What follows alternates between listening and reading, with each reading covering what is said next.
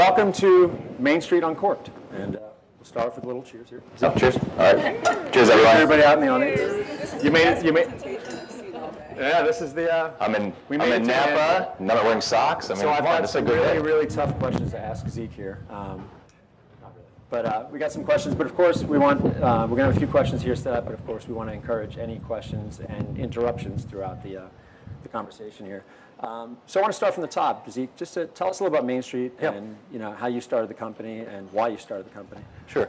So Mainstreet's mission is to transform lives, and I think across the industry, maybe different viewpoints on us about being maybe a development company or having a public real estate investment company. There's some different things that we've done over time. But one thing that's important to understand is that those things are tools that we use to accomplish our disruption and innovation in the industry. So a little bit of the history there is that I started the company in 2002, started buying up existing senior housing and care real estate, found it to be, on my tactful days, underwhelming. I have less tactful days in which I say much stronger language. Joel Mendez has heard some of those days. But I felt like that a lot of the spaces that we are caring for our aging Americans were intolerable, and that we needed to do something about that. So I began looking for better product to buy, and couldn't find very much of it, particularly as you got into the higher healthcare segments. And so we launched a development company to develop new skilled nursing, and has now become the largest developer of skilled nursing in the United States. We are on pace to do somewhere between $500 and $600 million every year of new development, and that represents about 20 to 30 new projects across 25 states. So we've grown into quite the development engine.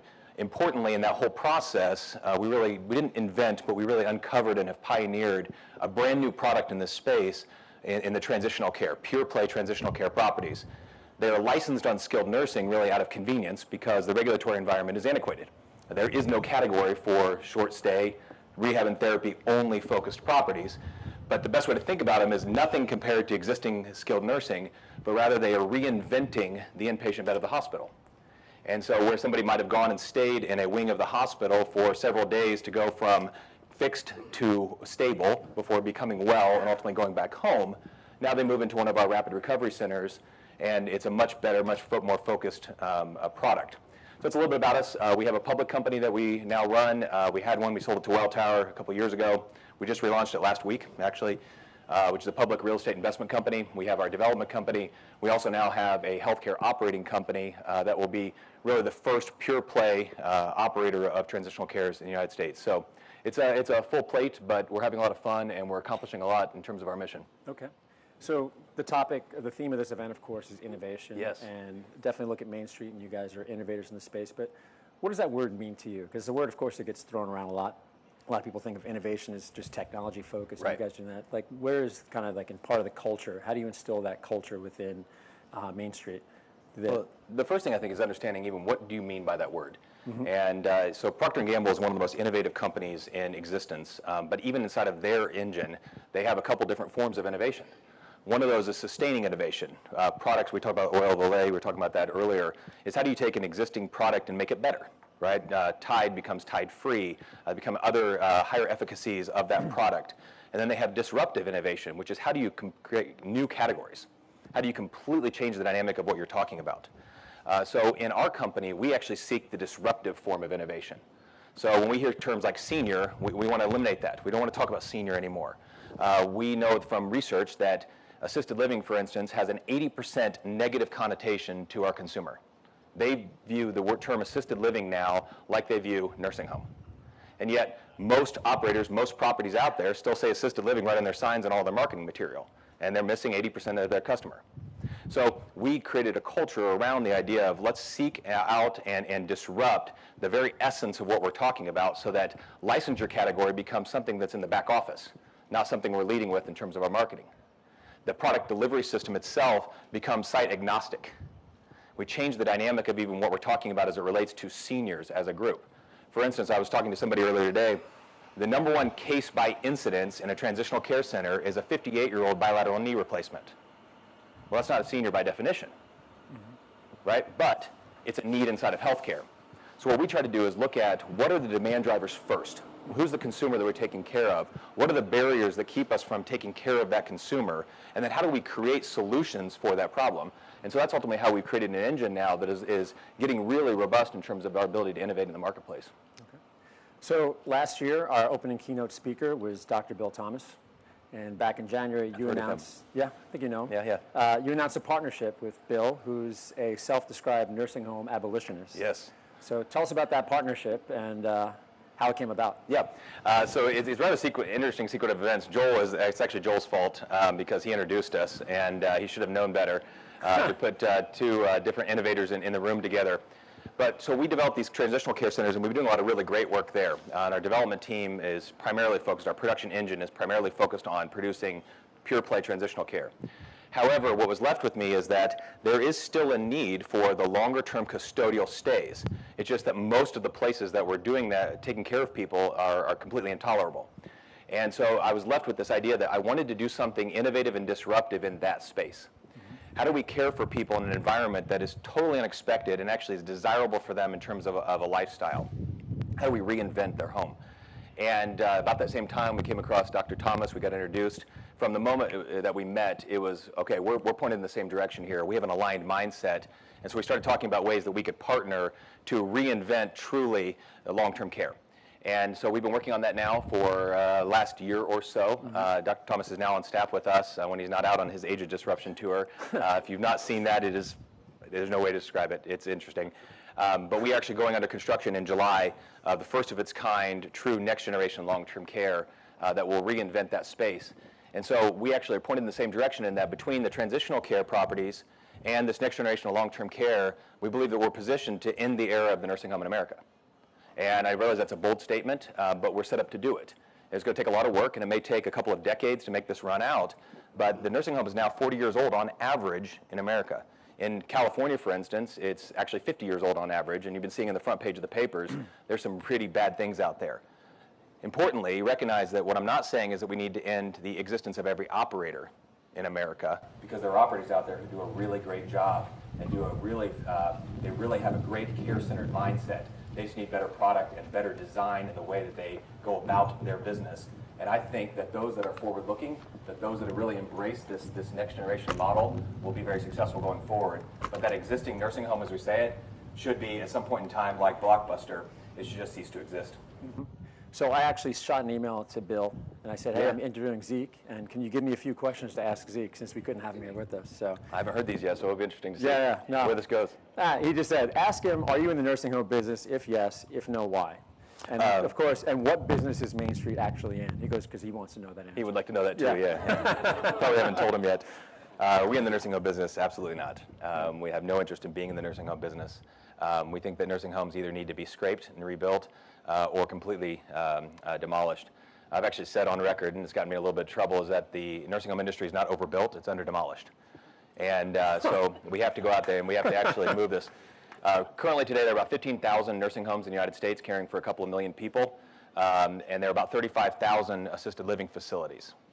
On the assisted living side, about a third of those are antiquated, and they're now 25, 30 years old, and need to be repurposed. Interestingly, I firmly believe that the affordable assisted living concept already exists in America in terms of a product base. It just hasn't failed enough yet to lower its price point to where it's going to take care of those people. For the nursing home side, those 15,000 will be reinvented into about 2,000 or 3,000 transitional care pure play centers because of that skilled nursing license, and about 10,000 new long-term care properties, and virtually all of the 15,000 existing properties will cease to exist. Wow. Are there any good parts of the industry, though, that you look at? Of course, like, is there anything you still say, like, you said from the operator side? I guess kind of spin it there, like, are you think it? No, there are some really wonderful people in the industry who have great caring hearts and want to do good things. We have a lot of legacy systems, which is a bit of a problem. We have to work our way through that. But there are a lot of people who have really great intentions and want to do well. Oftentimes, though, they're just really handicapped by the existing structures that are around them, whether that's a physical plant or a software system or a technology. And we've got a lot of reinvention there to do. But we've got great partners on the operating side who have done a good job. They've embraced change. We're actually working to create some of that as well. But there's some really great things happening. We've heard it throughout the course of these sessions with new interesting technologies, new ways to train people and recruit. What we don't have really right now is a great way to continue to share that information. This is a good step in that direction, and a way to integrate all those various pieces to do what our industry should really do the best, which is to manage that population, to be the coordinator, the navigator for people as they go through their healthcare stay. Like one of the terms that's become extremely popular, and it's a little bit of our fault, is this idea of post-acute. But we don't like the term, even though it's used a lot to describe our business, because it only means after hospital. Well, why in the world would we only deal with what happens after a hospital? So we like the term better peri-acute, which is what happens around the hospital. Hospitals do a really nice job of fixing things. And they do a good job of doing that, and it's expensive, but they fix people well. But what happens well before that person ever visits a hospital? How do we keep them from visiting the hospital? How do we help them become well enough so that when they have their hospital stay, their rehab stay after that is actually shorter because they were stronger going in? So there's a lot of these parts out there that are good in their increment. There's really good things happening with the fragmentation of the hospital system. As you're seeing things happen like with freestanding ER combined with some ambulatory care. There are good things happening in each product base. There's not great integration right now. And so we see it's kind of a two sides of the coin, right? Is that all these really good things happening in increment, not a lot of great coordination of those things in the whole. And one thing we hope to do over time is through our partnerships and through our innovation is keep connecting those dots and making things better in every market that we're in. Okay. So Mainstreet Health, that's the operation. That is our operations, yes. So tell us a little about that and what's kind of the plans and with that, in terms of the operation side. Yeah, so because transitional care, rapid recovery centers, as we call them, is a brand new product, we've had some difficulty with finding operators that can step into that space. So just to do a kind of a bit of apples to apples comparison, if you have 100 units of skilled license, one property is long-term care and one property is transitional care. The long-term care property will do about 300 admits and discharges every year if it's doing really well. A transitional care property will do 3,000. So a long-term care operation will do $3.5 to $5 million of top-line revenue. A transitional care property will do $15 million. And then the corresponding profitability is there as well. And so it's just such a different animal. Transitional care will have 18 or 19 admits and discharges every single day, and that goes up on the weekends. It's such a different animal that we've had a lot of difficulty in getting operators coached through how to run really what is a pure play acute care, almost a mini hospital. And so in seeing that, and seeing even the operators that we think are doing a good job, only getting about 75 or 80% there, and still having a lot of legacy systems inside of their company, we determined that we were best to start from a blank slate. I literally slid a blank piece of paper over to our operating team and said, that's the business plan. Okay, what should it be to do a good job? And we've developed an entire system off of that we think is going to be very soon the preeminent transitional care operator in the United States. Okay, excellent. I want to jump over to a topic which I know you've been involved with a lot, is the regulatory side of the business. Yeah. Yeah. Should I open the next bottle of wine? Or? So can we bring another bottle, please? You know, a lot of time, of course, they say regulation, of course, stifles innovation. Right. Tell us kind of, you know, your challenge with that on the state and the federal level, kind of the challenge that you're facing and kind of, you know, that you guys are working with right now. I know there's a lot of expansion plans. I did see the actual talk that you gave at was it Heartland Institute, I think? Yeah, a few months back, and of course you touched on that. But tell us, just for the people who aren't familiar, kind of the challenge that you guys have been facing and kind of what's the angle on trying to resolve some of those. Well, it's no secret that the regulation is antiquated, and I think we all know that. And the problem is that the regulation has long been built on licensure as a category. So, you know, this is independent living, this is assisted living, this is skilled nursing, this is acute. And the population health management concept, this navigation concept, is not built around that. It's actually person-centered. And so making a regulatory environment connect through to a person-centered environment is very difficult. For instance, we'll talk about with our transitional care centers about being really one of the few skilled nursing operators in existence from a licensure category that can operate on a DRG payment model. So we could care less about what our per day rate is, right? We care about the episodic payment. So this is part of the discussion, but it's a huge challenge. Partly also because you've had 25 years of existence of organizational bias fighting for their barriers to entry. And so you have roughly about half the states in the United States allow no new skilled nursing development at all in any form. About a third of the remainder, so about 25% of the total, allow some form if you can get a bureaucrat's permission. And it's fairly arbitrary and a long process. And then about the remaining 25% or so just allow you to build. And so it's a huge problem for us. I mean, we're battling this all the time. And it's rare for an environment to have has such demand for new product, and yet has such barriers to entry for innovation in that area. Is remarkable. And so we looked at some different licensure classifications. We've looked at kind of the AL segment plus advanced rehab and therapy. We've looked at licensing under acute and doing a little bit of kind of a downstream rehab and therapy operation. It just doesn't work. The best thing that could ever happen to this industry, in my opinion, is moving to site neutral payment. And we know that there are rules being pushed out there that still have some time. I thought it was going to take about 5 or 6 years. Looks like it's going to be more 3 to 5 years to get that to happen. When that happens and licensure then becomes really back office and secondary to the care services delivered, then we're going to see massive innovation happen in this industry. But it's a problem we deal with every single day. We were working on a development in Murray, Utah that was looking great, and we went, and unbeknownst to us, even though we track these things, Utah passed a moratorium on skilled nursing development. And why? Why did they do that? Because the long-term care guys went hat in hand to the government and said, we have Medicaid, we can't make it work, you don't pay enough, et cetera, et cetera. You need to lock down all new development, and so we're out of Utah. And it's mind-numbing. One of the reasons we've developed this concept of next-generation long-term care is to be able to prove that if you do your job well on design and programming, is that you can operate under a pure-play Medicaid model and the numbers work. You don't need that bundled single-joint ortho business in the rehab and therapy segment of your business to offset the welfare dollar. And our new designs, actually in Indiana, which is where our first product will go, is not a high-paying Medicaid state, and will actually operate at 93, 94% Medicaid under that business, and it will be profitable. And other states that are a higher Medicaid model actually can operate 100% Medicaid in a skilled nursing licensed building and be profitable. And so then we want to be able to go to states and say, you're paying too much for Medicaid. And just kind of sit back and watch the ripple effect of that. Okay. So you've been accused, of course, in your industry of trying to siphon off some of the more profitable residents. How do you respond to that criticism? So interestingly, from our data, and we have a really advanced data analytics program, or platform, excuse me, is that by and large, nobody who enters our transitional care centers is coming from skilled nursing. So inside of long-term care that even has rehab and therapy, you have a lot of recirculation of the same population. So you have somebody who's on a Medicaid dollar, something happens, right, because things happen. They go to the hospital, they qualify for their 3-day stay, they come back out, and they're under Medicare.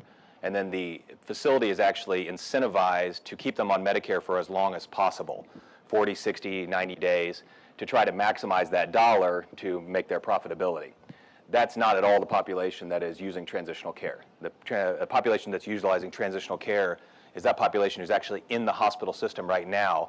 And we do this. We analyze with the hospitals. We analyze backwards to their system under the DRG down to where can they actually manage their length of stay inside of the hospital to better manage that population to a more desirable setting at a lower cost with better outcomes, which they're all about, to actually save dollars at the hospital as well as making profit at the transitional care center. And so when we put these things together, what we see is that there's a bias towards putting us in that category because it helps with the whole regulatory argument for barriers to entry, but it doesn't prove out in reality of anything that's happening inside of the systems. Okay. So I want to go to the audience here. I've asked you a few questions. I have a few more, but I'm sure I doubt I've said anything so far that's been provoking. I'm sure he's going to ask you something right now. So Steve. I'm going to actually throw you a little bit of a softball.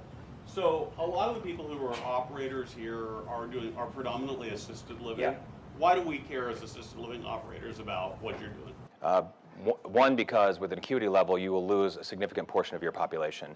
The same population that walked out of the nursing homes 25 years ago that became assisted living is going to walk out, well, actually they're going to be, in fact, unfortunately wheeled out of assisted living, and they're going to need a care stay that, for whatever reason, the assisted living environment has not embraced. Now, there are a few, and I've already provoked a few people with these comments, but for whatever reason, assisted living as an industry has not been able to embrace the higher acuity resident. And we think there's opportunity there, frankly, but they've just not been able to embrace the actual healthcare delivery. And I think they should, just like the skilled nursing operators 25 years ago should have been able to embrace the private pay population, but they didn't believe it existed, so they ignored it, and assisted living became a pillar of the industry on its own. The assisted living industry is facing that right now. On top of that, in the future generation, people don't want to live in the congregate settings. The younger generation does not want to live in big settings where they are going into an environment to live for the rest of their life. They don't desire that. So assisted living also has to reinvent itself into something that is much more focused on the consumer and figure that out. You should be able to own the population health segment, the population management segment. I'm not sure right now if the industry will be able to do that. So it is a mind shift.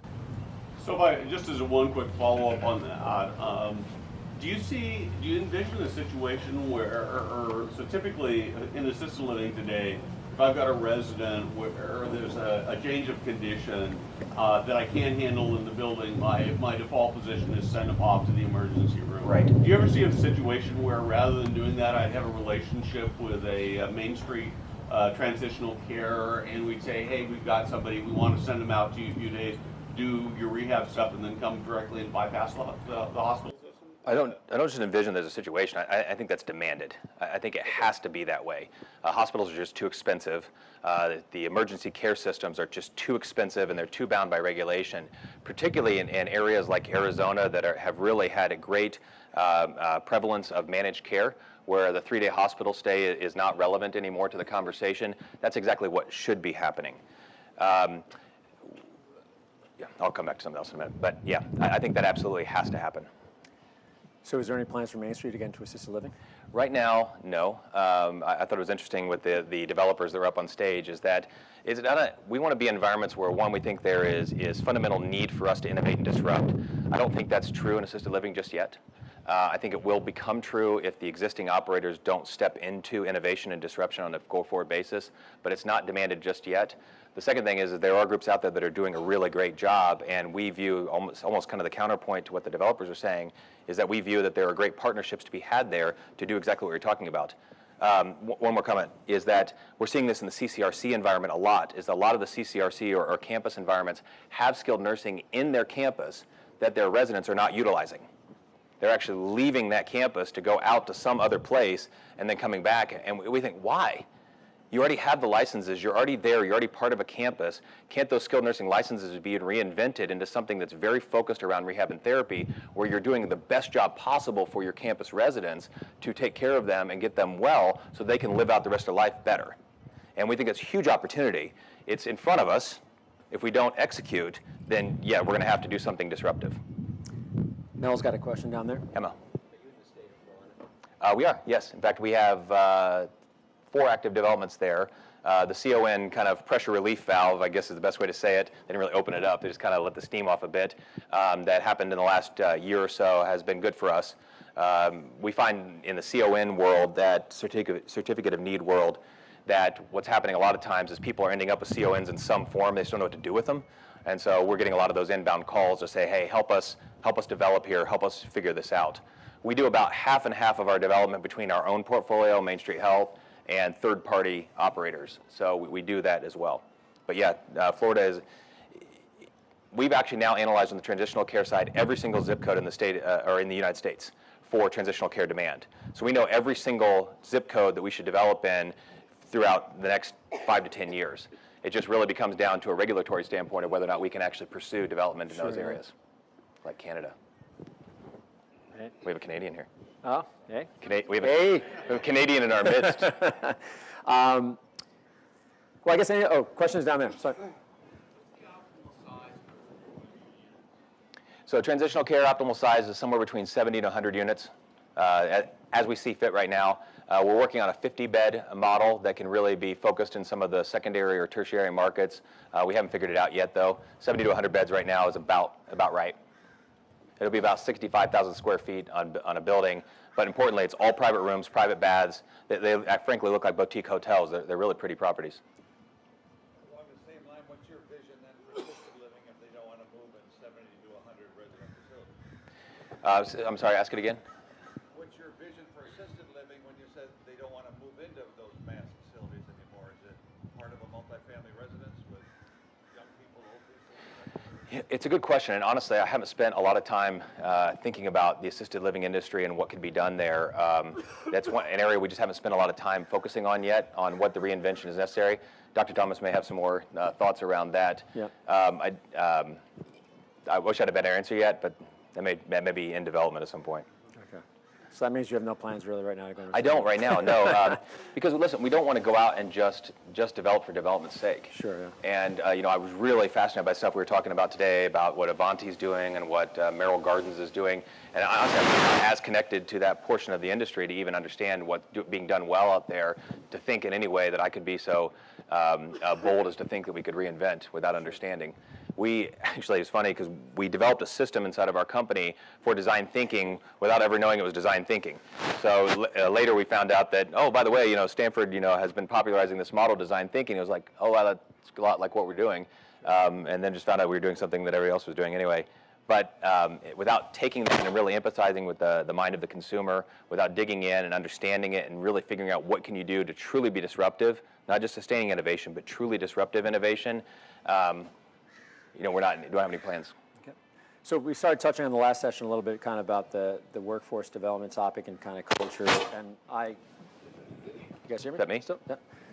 And I walked up in a conversation you were having with Lynn Katzman. You were talking about the Colby Index. Yeah. Can you tell us a little about that and what you're doing with kind of developing your teams and kind of going back to the topic of building that culture of innovation and understanding kind of the strengths and weaknesses of your team? Yeah, so one is that we cannot understate the importance of culture and your company. They started to touch on it in the development session about who your people are and what's their mission. Do they understand why you exist as a company? Like I said earlier, that Mainstreet exists to transform lives. That is our mission statement. And everybody that we have buys into that, such that if we cease to be able to do that, then we should cease to exist as a company. Mm-hmm. We should just fold it up and go away. But to the extent that we think we can still have a transformative impact on people's lives, then we still have the opportunity to exist.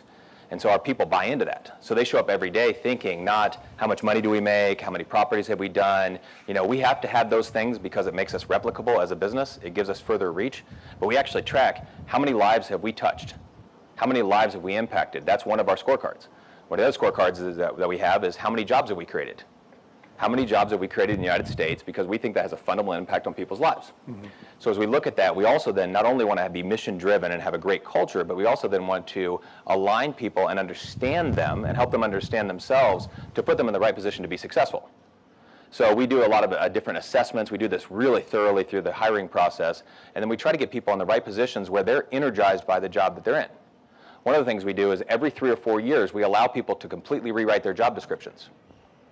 And the theory behind this is about year 3 or 4 is when people have kind of been through the process, they've learned up, the things that they're good at become rote, and all the other things that are around them become kind of annoying, right? All that stuff you have to do that you don't really like to do, it becomes kind of annoying. And so about that year 3 or 4 mark is when we see energy and engagement in the workforce start to decline.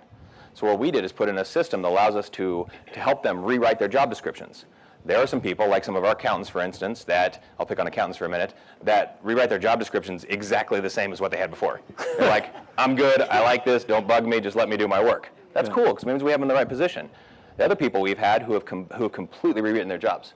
Like we had a gal who was with us who, in the course of, actually it was about year 2, we wrote her job description, and now she leads all of our hospitality efforts, both inside our company and at our properties, and she's doing a phenomenal job, and it's something she never even considered before she joined us, and didn't even know that was a possibility. But one of the things we do to kind of, I guess I'm getting a longer answer, but one of the things we do is we study people really well, and then we help teach them about themselves. And one of the assessments we use is called Kolbe, K-O-L-B-E. Some of you may be familiar with it. In fact, there was somebody in here who was a teacher of Kolbe. Are they? Dennis McEntee. Dennis, yeah. He could sit up here and talk about it a lot more than I can. But basically, it's a cognitive test that cognitive, is that right? Cognition? Yeah. Bunch of words that I don't even understand. Cognitive. Test to actually just to show where are people energized. Like I'm energized by change. Other people are completely freaked out by it. Yeah. I am not energized by follow-up or follow-through. Right? I can do it, right? I'm smart enough to do it, but it takes so much energy for me to get done that I'm never going to be great at it. And it's going to suck all the energy out of me instead of doing what I'm supposed to be doing, which is innovating, disrupting, and looking for ways to get better. So I pair with my assistant, who is really high on follow-up and follow-through, who is energized by that, and we make a great team. But you can do this across the whole, to where you actually look at teams and how they fit together and where things like, I just looked at an assessment today of our production team, and found that we don't have enough initiating follow-up people. So there's all these different terms. Initiating follow-up people who are the people who are going to really push for things to get done rather than just tracking systematically. And we don't have enough innovating quick start people, those that are going to look for just, okay, we've talked about it enough, let's just get it done, let's move it forward. It's only going to be 80% correct, but that's cool, we'll figure it out later. Let's just move it forward and get it done, and we'll figure it out. And so you can actually see in your teams where you're missing elements that help you get the job done. Well, that's great. And if you don't follow up on something, you're like, look, see, that's me. I don't me. follow Like, up on things. It's been proven. I'm not energized by it. I've been assessed. Well, that comes to the final point, which My is wife will love that. Yeah, well, it's actually a funny side story is that we do this with not only our teams but also with their spouses, so that people can understand how they interact at home and what that means for their effect on job. Because if things aren't good at home, things aren't going to be good at work. Sure. Let's be honest about it. And so my wife and I did this, and we found out that we were almost identical on our assessments. So it meant we came up with new systems around our house at all, but nobody changed light bulbs. And I'm not kidding you. So we have a lot of kids. Actually, I have 7 kids with an 8th on the way. And light bulbs would burn out in our house, and we would change our family system to avoid that room. And we were both doing it and didn't even notice it. And then we'd just be like, well, lights are burnt out, but it's fine. We don't use that room anymore. And my mom came over one day, and because she's a higher follow-up person, and she was kind of irritated. She thought I was like a bad son. And she changed 30 light bulbs in our house. And she told me about this, and I thought she was just like, exaggerating. And I was like, 30 light bulbs, really? And I was really being a grateful son. And I went around and counted it, and sure enough, it was 30 light bulbs. And our kids were like, what happened upstairs? It's so bright. Like, I didn't know I had a light in my closet. I can see my clothes. But it helped us understand that, maybe we're not going to be changing light bulbs in our house. Maybe we should have somebody change the light bulbs, and then we'll figure out systems of how to make our family operate better. And it actually helped our marriage because we were able to understand a little bit more about each other. Interesting. It's pretty cool. I think, Dennis, we're going to have a session on this next time. We definitely can. That'd be good. It'd be good. It's a great tool. We use it a lot, and we use some other tools as well. But that's one that's been really great for having conversations with people. Yeah. One of them, I'll just quickly is some people are higher fact finders. They have to know detail. And so I've used this in conversations with people, knowing this, interviews, where I can go through a bunch of stuff and then just wrap it up and move on. And knowing this about teams, like we made a big change in our production team about 2 months ago, and recognizing we had a lot of fact finders, I actually had to say at the end of the meeting, okay, I know a lot of you have questions, all right? We're going to take time to answer your questions. And you can actually see people just go, oh, okay, good, I'm going to get the information I need. Otherwise, we would have just buttoned up and moved on and just thought, yeah, we'll figure it out later. And there would have been people with all kinds of stress levels because they didn't feel like they had enough information for knowing what they should do the next day. Yeah. Yeah. Interesting. So we got to wrap up because unfortunately we got to go drink some more wine over Yeah, at it's a rough thing to do. Rough thing to do. But I guess in closing, where do you see Mainstreet in 10 years from now? Yeah. I mean, it's kind of we touched upon a little bit of that. I mean, you've got a lot, and of course, if you're going to be battling with the different states to kind of go in there.